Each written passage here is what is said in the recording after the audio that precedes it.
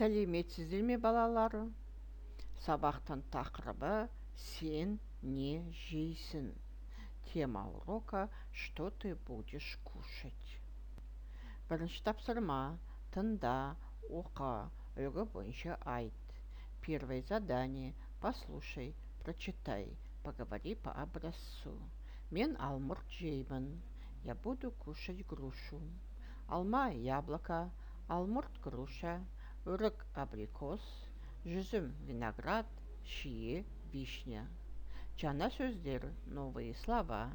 Жеймін, ем, кушаю. Жемеймін, не ем, не кушаю. Есте сақта, запомни. Мен алма жеймін. Я буду кушать яблоко. Мен алма жемеймін.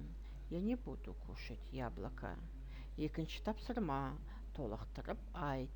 Второе задание: дополни. Жаңа сөздер: алма, яблоко, apple. Үшінші тапсырма: тыңда, оқы, үлгі бойынша сөйлес. Третье задание: послушай, прочитай, поговори по образцу. Әсет, алма жейсің бе? Әсет, будешь кушать яблоко? Я жеймін. Да, буду кушать. Мне ал. На, возьми. Рахмет. Спасибо. Әсет, алма жейсің бе? Әсет, будешь кушать яблоко? Жоқ, жемеймін. Нет, не буду кушать.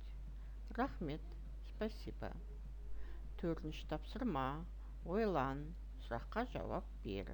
Четвертое задание: подумай, ответь на вопрос.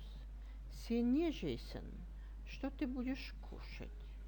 Сен не жемейсің? Что ты не будешь кушать? Сабақ аяқталды. Сау болыңдар, балалар. Урок окончен.